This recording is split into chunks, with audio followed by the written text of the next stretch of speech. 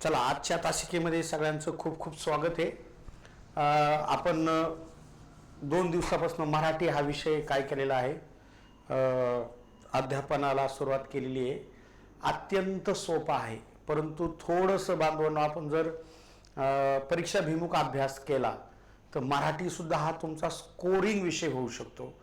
महाराष्ट्रामध्ये बहुतांश असे शिक्षक आहे की ज्यांचा 2 ते 3 मार्कांनी किंवा 5 मार्कांनी बांधवांनो काय जातं माहिती का, त्यांचं TET ते नापास होतात. आणि आपण जर त्यांचं बघितलं की जे 5 मार्कांनी 3 मार्कांनी TET नापास झाले त्यांचं जर बघितलं ना आपण, मराठीत किती मार्क आहे, मग 22 23 असे मार्क असतात किंवा 20च्या आत असतात.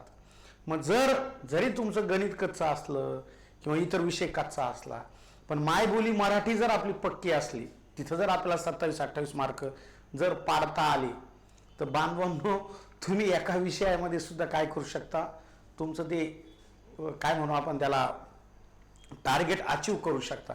त्यामुळं काळजीपूर्वक काय करा म्हणजे का, मराठीकडे लक्ष द्या. आपल्याला नेहमी वाटत असतं मला मराठी नाही अभ्यास करायचा, मला मराठी लावायची नाही आहे. कालच्या तासिकेत आपण नेमकं व्याकरण म्हणजे काय याचा आपण अभ्यास केला, भाषा म्हणजे काय याचा आपण अभ्यास केला, त्याचबरोबर पहा वर्ण म्हणजे काय त्याचा अभ्यास केला. मी खास करून तुमचं एक बेसिक नॉलेज तुम्हाला यावं म्हणून बऱ्याचशा अशा गोष्टी जाणीवपूर्वक मी तुम्हाला गुंतागुंतीच्या काय केल्या विचारल्या की असतं ते सोपंच, परंतु जर दुर्लक्ष केलं आपण तर होत्याचं नव्हतं होऊ शकतं. तर ते प्रश्न आपण पाहिले होते की मूळ वर्ण म्हणजे बांधवांनो अगोदरचे, ज्याचं देवनागरीमध्ये उच्चार स्थान निश्चित आहे, म्हणजे आपलं संस्कृत असेल हिंदी असेल त्याला आपण मूळ वर्ण होतो, ते 48च आहे. परंतु नंतर नव्याने अनेक इंग्रजीमधून आपण ते स्वीकारले. त्यानंतर संयुक्त व्यंजनसुद्धा आपण स्वीकारले, म्हणून यांची संख्या 52 पर्यंत गेली. असा आपण याचा पूर्ण अभ्यास कालच्या तासिकेमध्ये पाहिलेला आहे. तर मी तुम्हाला काल हे सगळं शिकवताना बांधवांनो काय म्हटलं होतं की हा तक्ता पाठ करा. टार्गेट तुम्हाला मी दिलं होतं. ज्यांनी सकाळी उठले अभ्यास केला, आणि नेमकं माझ्याकडून चुकलं काय की तुम्ही लई त्या ग्रुपवरती सतत काही ना काही टाकत राहता, काही जणांना भीती वाटत असते. मग त्यामुळे मी ते नेमकं ऑफ ठेवलं होतं, ते ऑफच राहिलं, त्यामुळे मला जास्त बघता आलं नाही. परंतु माझ्या वैयक्तिक मॅसेजसुद्धा बऱ्याच जणांनी या ठिकाणी काय केले त्यांनी पाठवले. जे उठले त्यांचं कल्याण होणार, आलं का लक्षामध्ये, 100% त्यांचं कल्याण होणार, त्यात शंकाच नाही. तर आता आपण येऊ सुरुवातीला. आपण वर्ण म्हणजे काय बघितलं होतं, असे ध्वनी जे कानाला गोड लागतात. काय बांधवनो, असे ध्वनी किंवा असा आवाज जो कानाला काय लागतो, गोड लागतो, आणि तो तोंडावाटे काय केला जातो, उच्चारला जातो. अशा मूळ ध्वनींनाच बांधवांनो वर्ण असं म्हटलं जातं.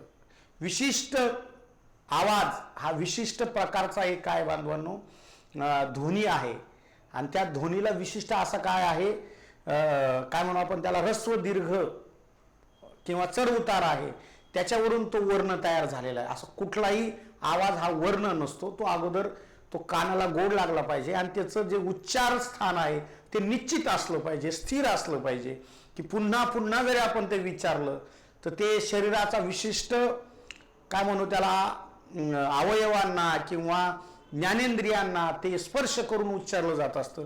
म्हणूनच त्याला बांधवांना आपण काय म्हणतो, वर्ण असं म्हणतो.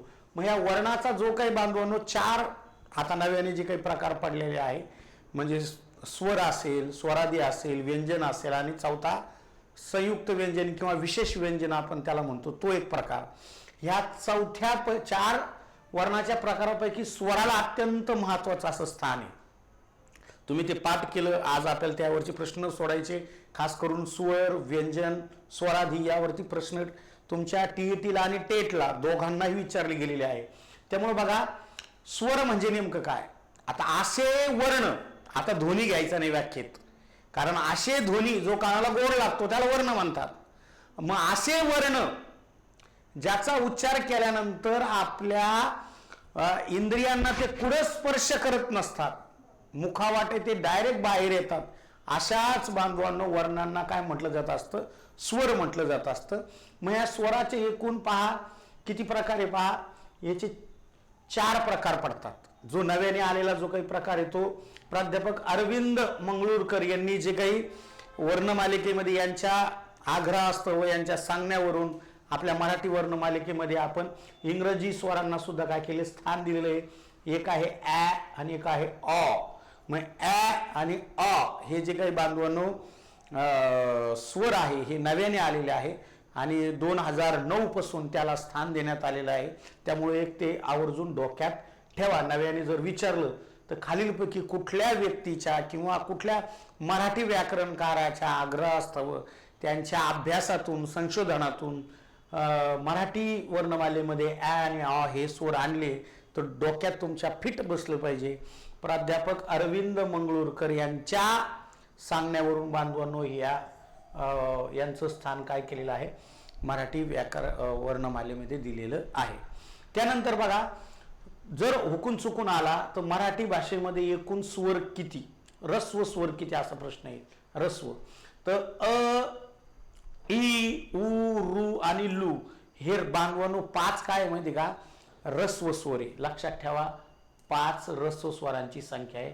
कधी कधी विचारली जात असते. आज आम्ही काळात ऑनलाईन परीक्षा नाही आपली, पण ऑनलाईनच्या परीक्षेमध्ये असेच 65 प्रश्न विचारले जातात. किती, तर दुसरं पहा, रस्व का म्हणायचे त्याला. रस्व या शब्दाचा अर्थ असतो, रस्व या शब्दाचा अर्थ असतो आखूड उच्चार करणे. काय उच्चार करणे, आखूड. आखूड उच्चार म्हणजे काय, की जो उच्चार केला की तो तिथेच थांबतो. जसं आपण मंदिरामध्ये गेलं की घंटी वाजवली की त्या मंदिरामध्ये तो घंटीचा नाद हा घुमत असतो. तसं बांधवांनो या रस्व स्वराचा आवाज घुमत नाही, तो उच्चार केला की तिथेच संपतो, त्याला रस्व म्हणायचं. अ आणि आ यामध्ये फरक आहे. अ चा स्वर थांबलाय आणि आ चा काय झालेला आहे, दीर्घ झालाय. म्हणून आ हा बांधवांनो का आहे, दीर्घ आहे. ही ई छोटी ई आहे. ई म्हणलं की थांबली आणि ई म्हणले की तिचा नाद काय झालाय, लांब पर्यंत गेलाय. म्हणून बांधवांनो आपण त्याला दीर्घ म्हणतोय. ऊ आणि ऊ हा काय झालाय बांधवांनो, दीर्घ झालाय. मग या उच्चार स्थानावरून आपल्याला लगेच कळालं पाहिजे की नेमका दीर्घ कोणता आहे आणि रस्व कोणता आहे. समजतंय, सगळ्यांनी स्क्रीनकडे लक्ष द्या. मग दीर्घ स्वर किती आहेत, त्याचं संख्या आहे बांधवांनो 3 आहे. हे डोक्यात ठेवायचं. आलं का लक्षात. मी तुम्हाला इतका परफेक्ट करणार आहे की कोणताही 52 वर्णापैकी वर्ण जर तुम्हाला दिला, तुमच्या तो लक्षात जरी नाही राहिला तरी सुद्धा बांधवांनो तुमच्या इंद्रियांच्या हालचालीहून तुम्हाला कळायला पाहिजे की तो नेमका काय आहे. आलं का लक्षात. ओके. आणि हे मला कळायला तुम्हाला सांगतो बरं का, मी डीएड बीएड केलं, कारण माझी मेथड तर मराठी नव्हती. परंतु ज्यावेळेस डीएडचे मुलं माझ्याकडे आले की सर हे नेमकं कशाहून सांगायचं पोरांना, आ अ यात काय दीर्घ रस्व कसं सांगायचं. मग मी शोध घ्यायला सुरुवात केली. मी जे काही आमचे तज्ज्ञ मंडळी होते त्यांना म्हटलो की सर काय भानगड आहे. मग बऱ्याच जणांना माहितीच नव्हतं, ते म्हणजे पुस्तकात दिलं म्हणून सांगायचं. पण शोध घेत घेत कळलं की ते आपण स्वतः तसा उच्चार करायचा. अ शॉर्ट आहे, आ लॉंग आहे. मग शॉर्ट म्हणल्यानंतर बांधवांनो रस्व आणि लॉंग म्हणल्यानंतर बांधवांनो दीर्घ. आलं का लक्षामध्ये. म्हणून उकार असेल, विलांटी असेल, काना असेल, हा बांधवांनो दीर्घ दाखवत असतो. काय दाखवत असतो, दीर्घ दाखवत असतो. लक्षात ठेवा. त्यानंतर संयुक्त स्वर. संयुक्त स्वरात एक का असतो, एक असतो दीर्घ आणि एक असतो रस्व, किंवा एक रस्व आणि एक दीर्घ. हा ए आणि हा आई हा काय बांधो, एक रस्व आणि एक काय दीर्घ आहे. ओ आणि औ हा सुद्धा काय रस्व आणि बांधवांनो दीर्घ आहे. म्हणून त्याला संयुक्त म्हटलेलं आहे. तर संयुक्त किती बांधवांनो, 4 आहे. हे एक लक्षात ठेवायचं. त्यानंतर आवर्जून इकडे लक्ष द्या. हे इंग्रजीतून आले ॲ आणि ऑ, हे या ठिकाणी 2 स्वर आहे आणि याला IMP करायचं. आता बऱ्याच वेळा असे 2 स्वर विचारले गेलेले, पण ह्या बाबाचं नाव आजकाल राज्यसेवेला काय सुरू आहे, विचारणं सुरू आहे. आणि काय करत असतं परीक्षा परिषद, जे मोठ्या परीक्षा असतात त्या परीक्षेचे प्रश्न बांधवून तुम्हाला टाकतात. ते का, की हुकून चुकून जर काही वाद झाला, विवाद झाला तर नक्कीच बांधवांनो की मग आयोगाचा संदर्भ देऊन तो वाद काय केला जात असतो, मिटवला जात असतो. 2010ला मला चांगलं आठवतं. CET 2010ला भारतातली सर्वात लांब नदी विचारली तर बांधवांनो तर तिथं वाद झाला होता, गंगा नदी आणि ब्रह्मपुत्रा नदी. सॉरी मोठी नदी विचारली, भारतातली सर्वात मोठी नदी. आणि मग मोठी नदी म्हणल्यानंतर सगळ्या मुलांनी काय केलं होतं बांधवांनो, गंगा गंगा गंगा असं त्याचं उत्तर लिहिलं होतं. परंतु मोठी म्हणल्यानंतर ते पात्र दर्शवलं जातं. मग जर आपण भारतातील जेवढ्या काही प्रमुख नद्या आहे आंतरराष्ट्रीय, सिंधू असेल, गंगा असेल, आपले ब्रह्मपुत्रा असेल, तर पात्र सगळ्यात मोठं पात्र बांधवांना हे ब्रह्मपुत्रा नदीचं आहे. आणि मग एका वकिलाची मुलगी DED झालेली होती आणि तिचा 1 मार्काने जिल्हा परिषद OBC होती, 1 मार्काने तिचं जिल्हा परिषद हुकलं. तिचा वडिलांनी काही धीर धरला नाही. तिनं सांगितलं बाबाला की बाबा बघा म्हणे असं असं पुस्तकात आहे, मोठी म्हटलं की ब्रह्मपुत्रा येतं आणि लांब म्हटलं की गंगा येतं. ही ताई काय झाली माहिती का, ती गेली मग कोर्टात लढली.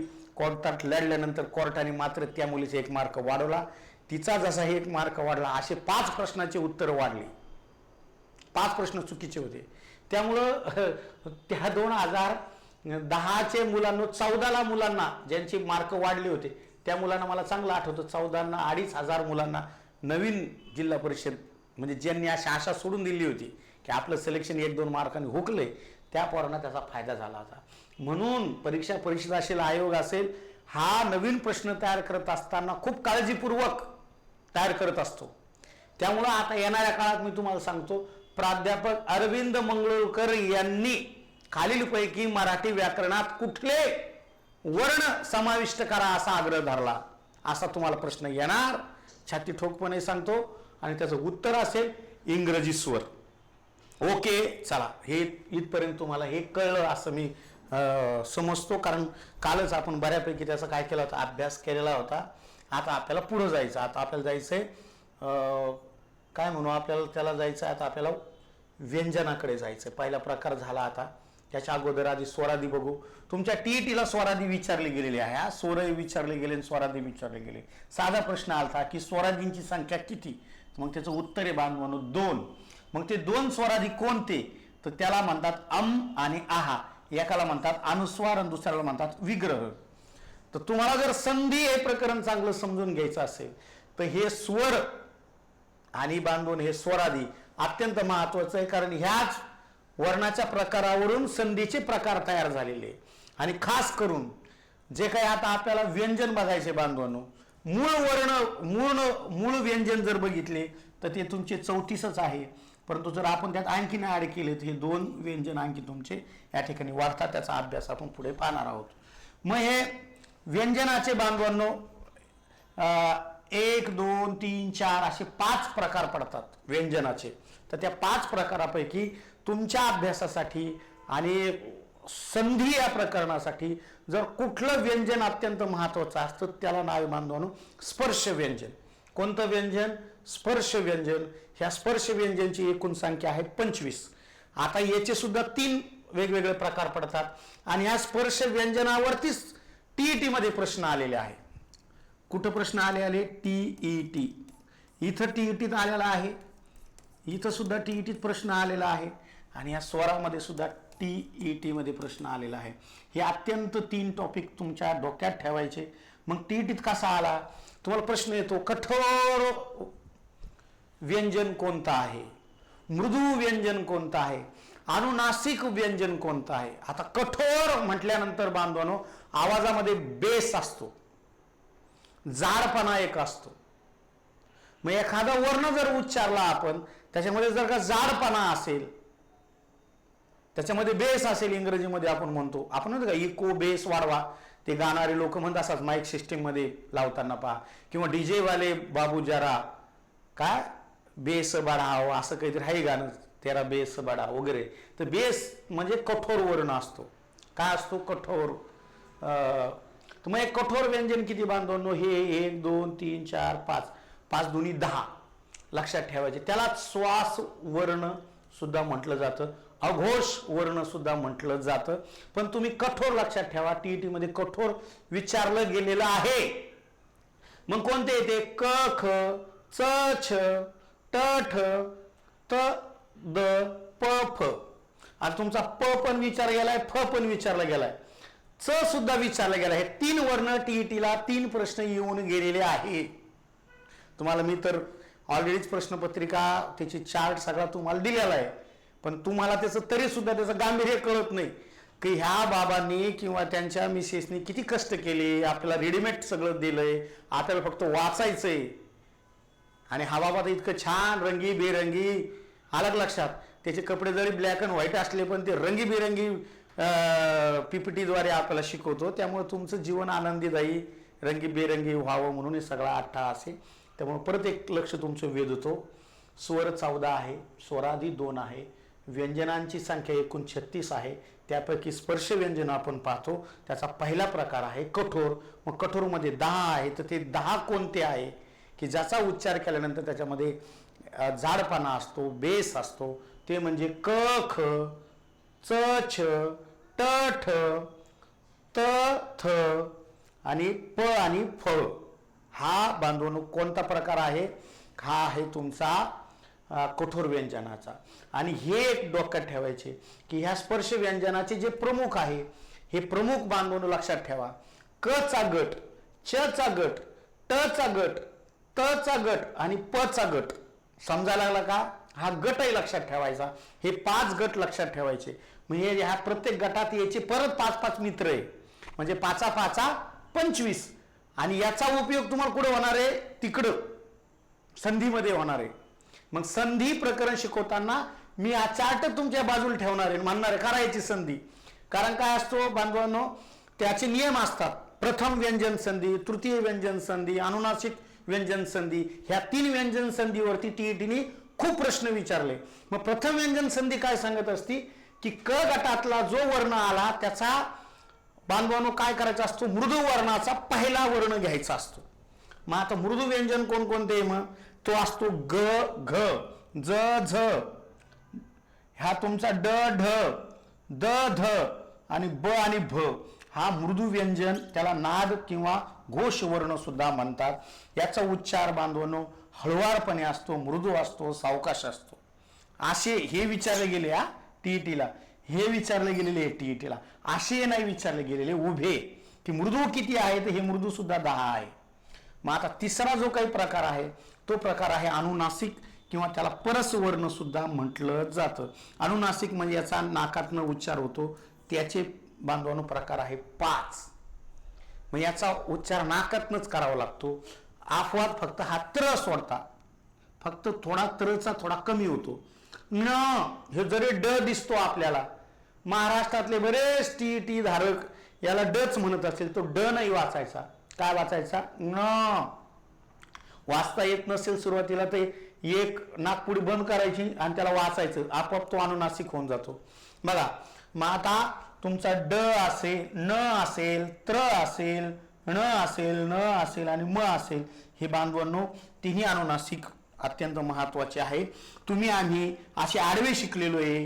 हे आडवे प्रश्न नाही विचारले टीईटीना, उभे विचारले. कठोर वर्ण ओळखा, मृदू वर्ण ओळखा आणि अनुनासिक वर्ण ओळखा. हे टीईटीने विचारलेले आहेत पेपर 1 आणि पेपर 2 ला. चला आता मला इथपर्यंत तुम्हाला समजतंय का? कारण थोडं काय म्हणतात त्याला टप्पे टप्पे सोप्याकडून कठीणाकडे या सूत्राचा आपण काय करतोय, वापर करतोय.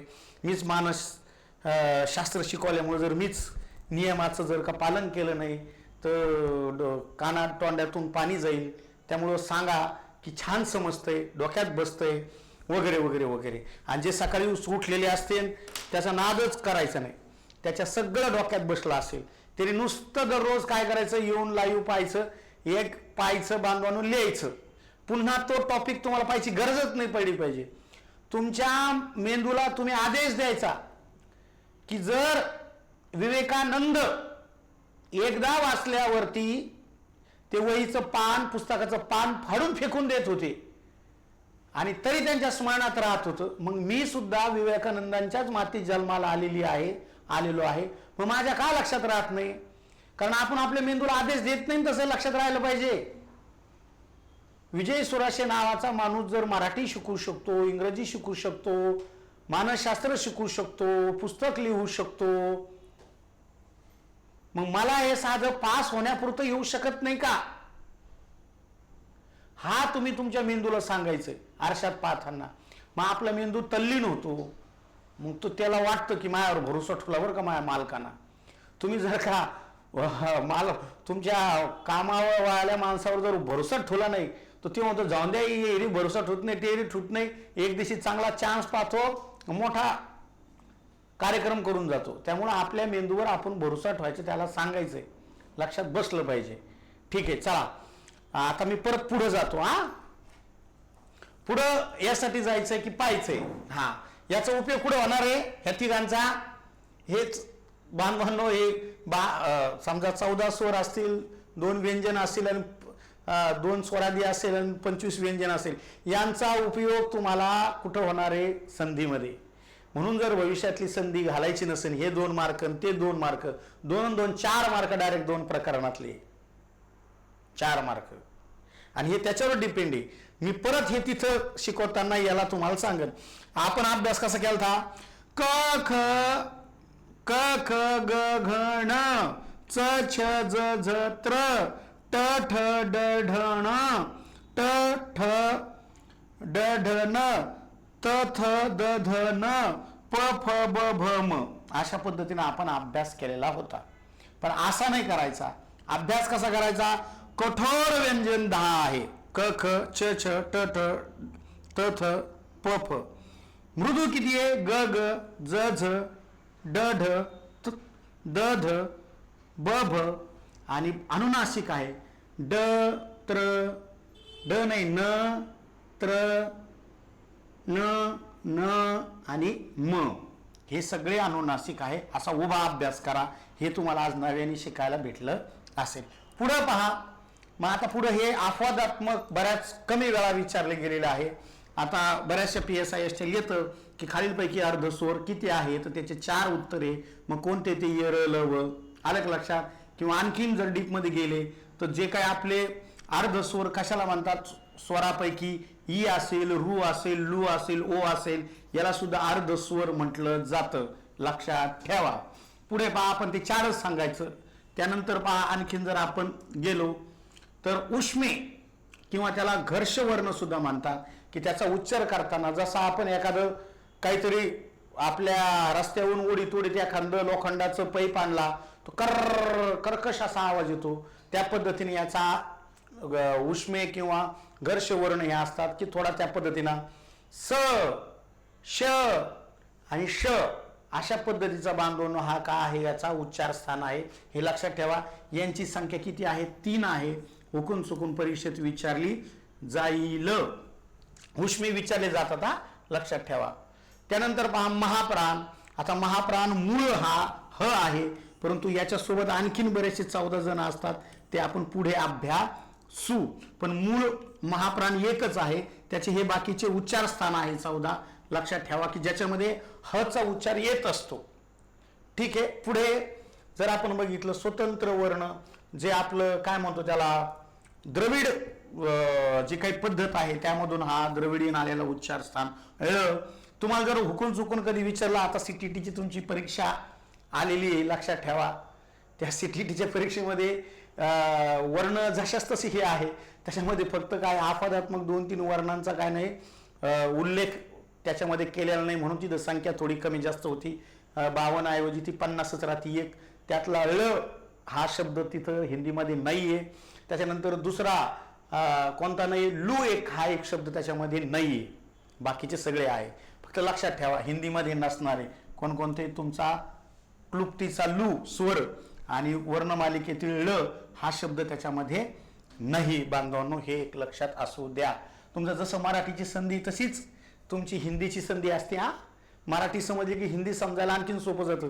तुम्हाला जर CTTची परीक्षा द्यायची असेल तर CTT मध्ये काय असतं की तुमच्या अध्यापन शास्त्राला 75 मार्क आहे आणि तुमच्या व्याकरणाला बांधवांनो 15 मार्क असतात. मराठीचं व्याकरण 15 मार्काचं, 10 मार्काचं नाही काय म्हणू आपण त्याला शिक्षणशास्त्र 15 मार्काचं, आणि तुमचं तत्वज्ञान बांधवांनो 10 मार्काचं 5 मार्काचं व्याकरण अशा पद्धतीने ते दिलेलं असतं. गद्य पद्य सुद्धा असतं त्यात 5-5 मार्काला.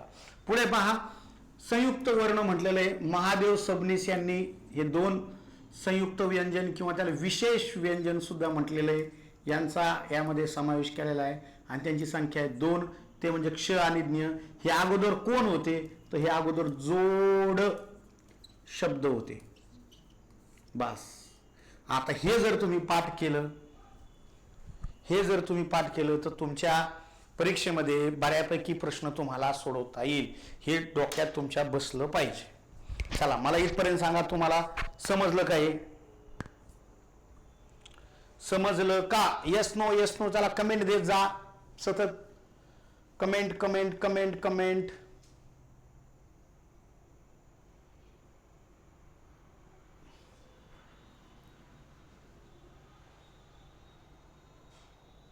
याचा स्क्रीनशॉट काढून ठेवा.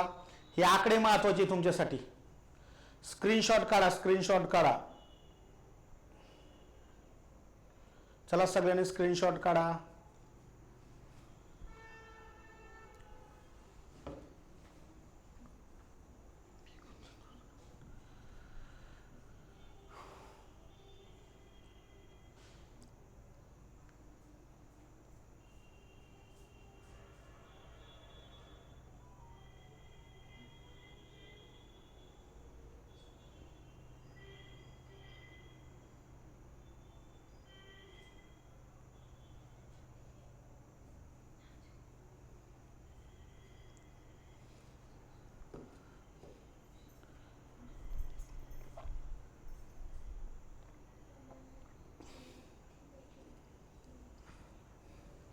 चला,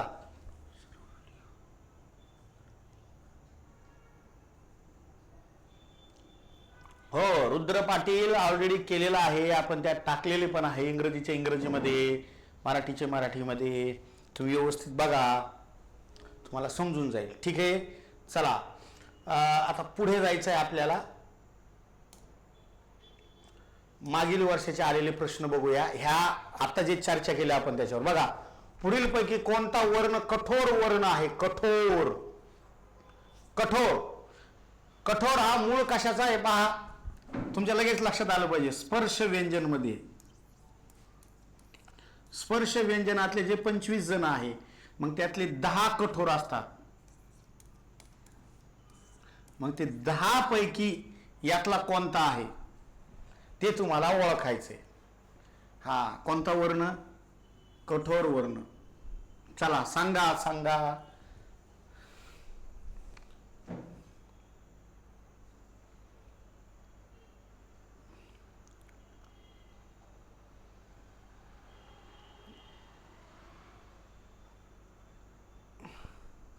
कधी प्रश्न आला था? 2014ला आलेला क्वेश्चन. कधी क्वेश्चन आला था? 2014ला. हा, बघा, अगदी बरोबर उत्तर दिले तुम्ही. पर्याय क्रमांक 1. मग याच्यासाठी काय पाठ पाहिजे होतं आपलं? हे जे काय आपण आता वर्णमाला जी काही शिकलो, ही याच्यामध्ये जे काही स्पर्श व्यंजन होते, त्या स्पर्श व्यंजनातलं जे कठोर व्यंजन होते, त्या कठोर व्यंजनातलं बांधवांनो, हे बघा काय म्हणलो तुम्हाला. हे गट लक्षात ठेवा. क गट, च गट, ट गट, त गट आणि हा प गट. प चा गट या ठिकाणी काय केलेला, विचारला गेलेला आहे. मग आता उरलेले हे म काय आहे? हे म म्हणा गुरुजी. हे ब काय आहे? हे मृदू व्यंजन आहे. हे भ काय आहे बांधवांनो? हे पण मृदू आहे. त्यानंतर हे ध सुद्धा काय आहे? मृदू व्यंजनी. म्हणजे हे 3 मृदू विचारले हे कठोर विचारला. मग भविष्यात हे मृदू विचारतील तुम्हाला. हे भविष्यासाठी लक्षात ठेवा. तुमचं भविष्य हे 3 जण घडवणार आहे. हे ब, भ, ध आणि हे प काय होता? हा कठोर होता. हा, इतकं सोपा कार्यक्रम आहे हा. मग याला विसरायचं नाही. मी म्हणलो ना काल एका ताईने भांड्या कुंड्यावर नाव सूत्र टाकले होते, तसं हे तुम्हाला कुठंतरी याचा काय करावं लागेल, हात तक्ता ठेवावा लागेल. आपण आरशात दिवसातून 2दा-3दा बघतो. महिला वर्ग थोडे जास्त वेळा बघतात. मग आरशाचं आजूबाजूला कुठेतरी लावायचं ते, म्हणजे तुमच्या पाठ होईल. कळायलं का? हा, चलो आगे जाएंगे. आगे पुढे बघा. खालीलपैकी कोणत्या वर्णाला महाप्राण म्हटलेलं आहे? महाप्राण बघा आता आलेलं आहे. आपण म्हणलो होतो महाप्राण कोणता वर्ण आहे. चला 18ला विचारलाय. चला सांगा पटपट पटपट पटपट पटपट. हा, बऱ्याच वेळा महाप्राणांची संख्या विचारली जात असते, तर ते आपल्याला आलं पाहिजे. अगदी बरोबर आहे तुमचं उत्तर. हे महाप्राण आहे. मग आपल्याला की डोक्यात बसलं पाहिजे. काय बसलं पाहिजे की हा जो काही बांधवांनो महाप्राण दिलेला आहे, हा याची एक संख्या आहे. हा कशाचा भाग आहे? हा व्यंजनाचा भाग आहे. हा, चला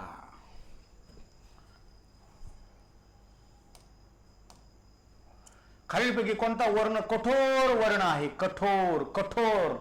चला ते 2 लक्षात ठेवा. कठोर व्यंजन. कठोर व्यंजन कशाचा प्रकार आहे? परत सांगतो, स्पर्श व्यंजनामध्ये जा. स्पर्श व्यंजनात 25 आहे, तर हे 10 कठोर जर पाठ असेल तर हे येईल. मागाचा जो काही वर्ण आलता त्याचा हा भाऊ आहे. त्याच्याच गटातला हा 2 नंबरचा आहे. त्याच्या गटातला 2 नंबरचा. हा, व्हेरी गुड. अगदी बरोबर तुमचं उत्तर आहे बांधवांनो. पर्याय क्रमांक 1, त्याला आपण फ वर्ण असं म्हणतो. प फ म्हणजे मागच्या परीक्षेत प विचारला गेला, ह्या वेळेस बांधवांनो फ विचारला गेला. पा हे प गट म्हणलं ना, प गट प फ. ज्याला प फ पाठ झालं एवढे कठोर, त्याला हे सगळं समजणार. त्याला हे सगळं समजणार म्हणजे समजणार. आलं लक्षामध्ये? चला, आणि तुम्हाला जर खरंच असं वाटत असेल की अरे सरकडं जर आपण आधीच जर क्लास लावला असता तर म्हणा मला सहज 25च्या पुढे मराठीत पडले असते आणि मी आज जिल्हा परिषदला कुठेतरी जॉईन असतो आणि मी माझ्या शाळेतल्या मुलांचं असंच वर्ण मला पक्की करून ठेवली असते. अशीच तुमची वही जपून ठेवाई.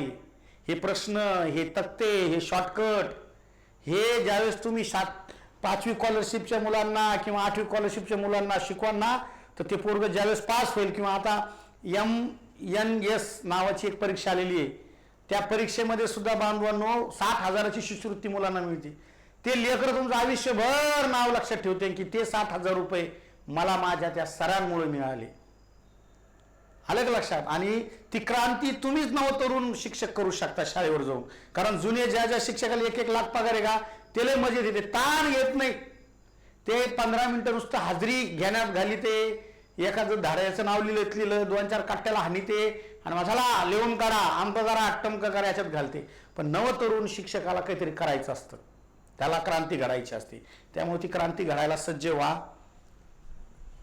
चला चलायचं पुढे. पुढचा प्रश्न बघूया.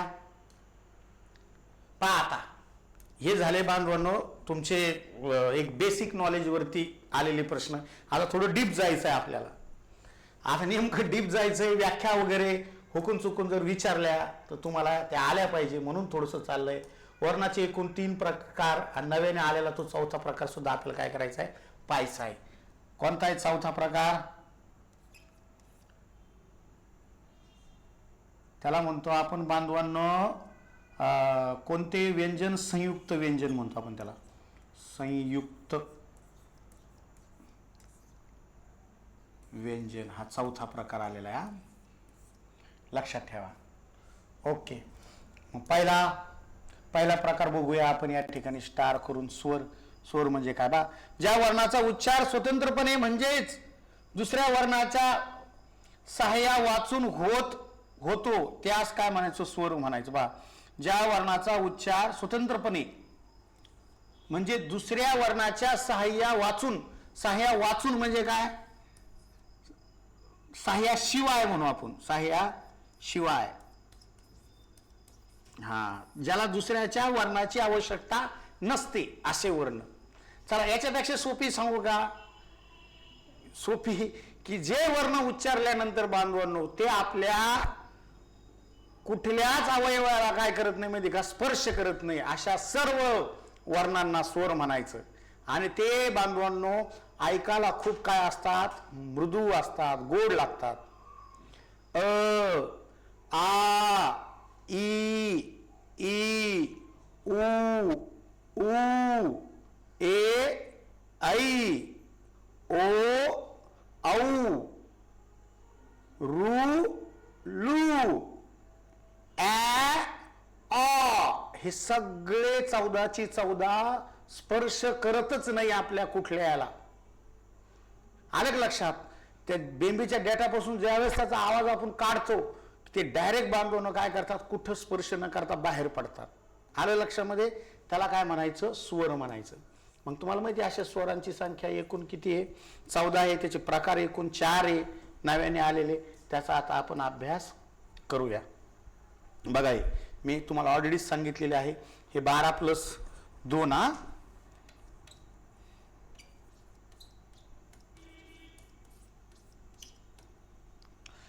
बघा उदाहरणार्थ अ, आ, इ, ई, उ, ऊ, ए, ऐ, ओ, औ, रू आणि लू हे 12 आणि आपले इंग्रजीचे आलेले 2.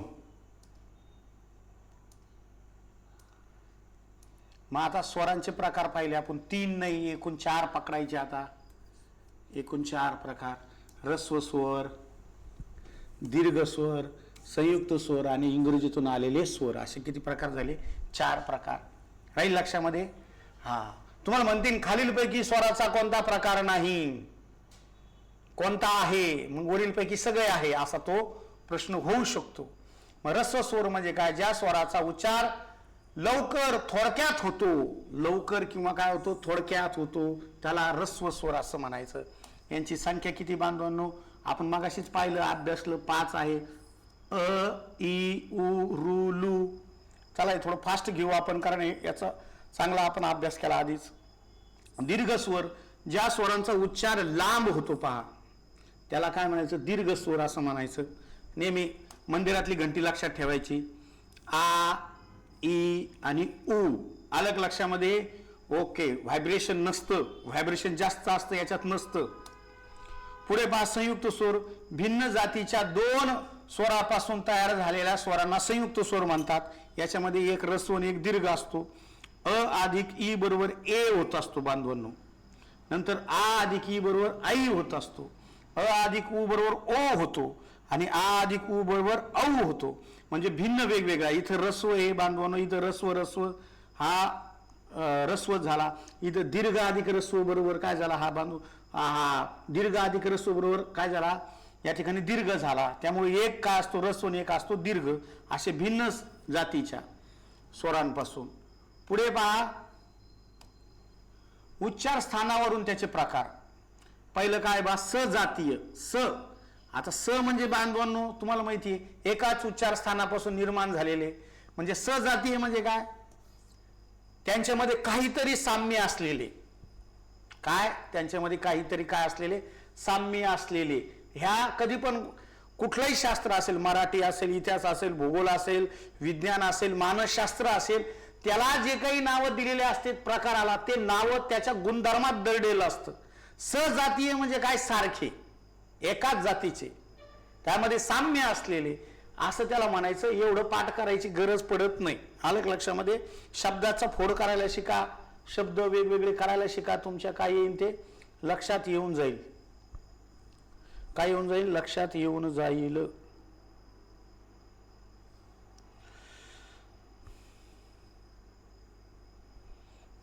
पुढे उदाहरणार्थ अ, आ, ई, ई, उ, ऊ, कारण यांची उच्चार स्थाने सारखी आहे. विजातीय म्हणजे बांधवांनो भिन्न उच्चार स्थाने. विजातीय म्हणजे काय? भिन्न, वेगवेगळे. सजातीय म्हणजे इथं सारखे म्हणू शकता तुम्ही, सारखे, आणि इथं वेगवेगळे. त्यांचे विचार स्थान काय आहे? निघणाऱ्या स्वराच्या विजातीय स्वर असतात. भिन्न म्हणजेच वेगवेगळे उच्चार स्थान. बघा हे कोणकोणते आहे? आता हे बघा, हा अ आहे आणि हा काय आहे? ई. हा अ आहे आणि उ आहे, काही समज नाही. अ आणि रू आहे बांधून. हे ई आणि काय आहे? ई आहे. हे उ आणि हे ये, म्हणजे वेगवेगळे उच्चार स्थान. ठीक आहे. हा. आता व्यंजन तुम्हाला माहिती 34 + 2 आता 36 व्यंजन झालेले आहे.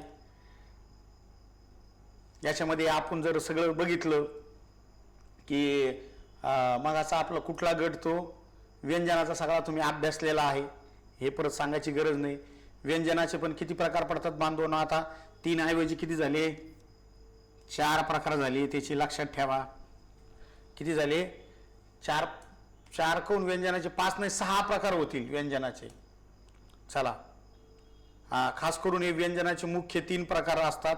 कठोर, मृदू आणि अनुनासिक हे मुख्य. आणि खास करून कोणाचे? स्पर्श व्यंजनाचे झाले. ते कोणाचे झाले? स्पर्श व्यंजनाचे.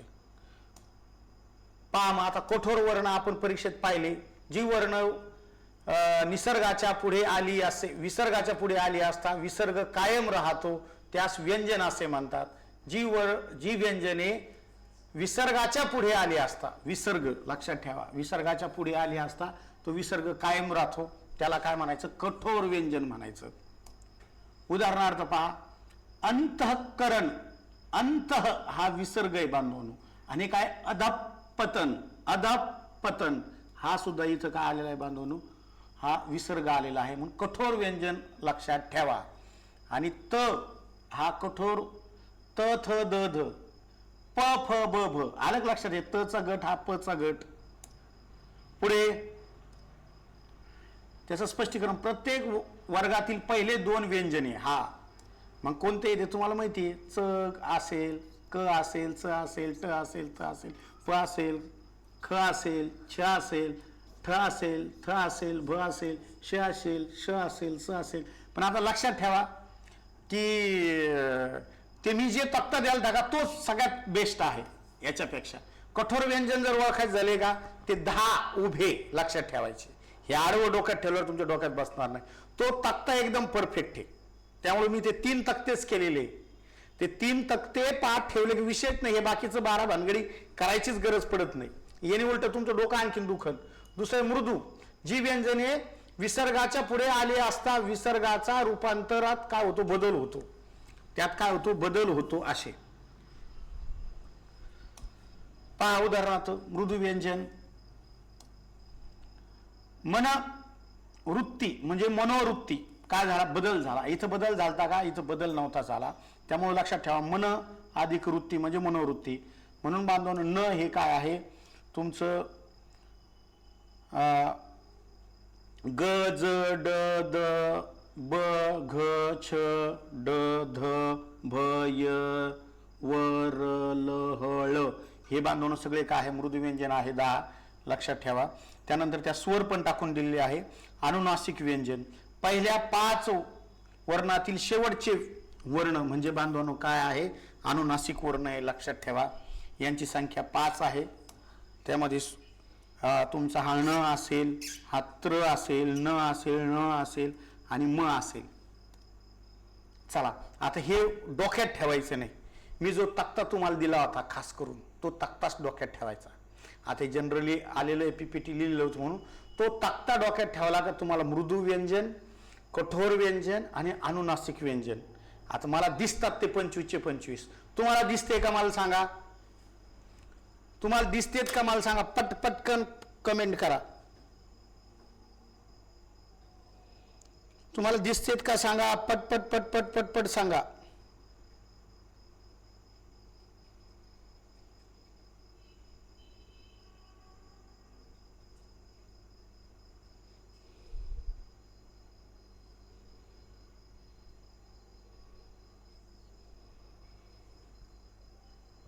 ते म्हणते नाही दिसत.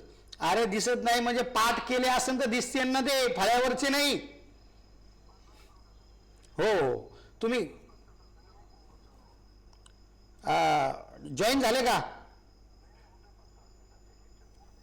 काय म्हटले? हो हो चालेल. म्हणजे तुम्हाला काल मी पाठ करायला सांगितले होते. डोळे झाकल्यावर आपण जर स्पर्श व्यंजन म्हटले 10 कठोर, 10 मृदू, 5 अनुनासिक असे दिसायला पाहिजे ते. आणि ते तुम्ही जर 2-4 वेळा लिहिले ते पाठ केले तर दिसतील. कळलं का? तुम्ही जर माझ्या समोर असते मी तुम्हाला म्हणलं असतो चला उठा सर, सांगा 10 कठोर कोणते, सांगा मागचे सर, सांगा 10 मृदू कोणते, ताई तुम्ही सांगा अनुनासिक कोणते. तुम्ही तुमच्या घरी बसले आरामात, मी कसं बोलू तुम्हाला? ते शक्य नाही ना. हा चला तरी आपण काय करू, एक आयडिया करू. थोडीशी काय असतं, खूप नॉलेज, वेळ झाली आणि चर्चा केली नाही का हे होतं. अरे ज्यालाचा आवाज येत नाही त्याने ते झूमचं व्यवस्थित करा, जा डबल बटन दाबायचं. चला, एक मॅडमनी हेडफोन घातलेला आहे पहा, रेडमी त्यांच्या मोबाईलचं नाव आहे. बाकीचे आवाज सगळे बंदच ठेवा, त्या ताईचा आवाज फक्त येईल पहा. छान त्या किती वेळेच्या व्यवस्थित बसून हे करतात, त्यांना आपण चान्स देऊ अगोदर, बाकीचे शांत राहा. चला, रेडमी वाल्या मॅडम हेडफोन घातलेला आहे पाठीमाग, माईक सुरू करा तुमचा. मॅडमला काही कळाना वाटतं. देवा देवा देवा देवा. चला राजश्री मॅडम माईक सुरू करा. राजश्री मॅडम माईक सुरू करा.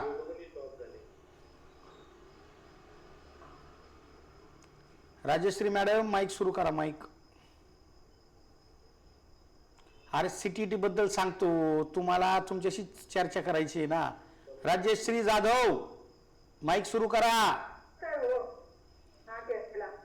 हा, आता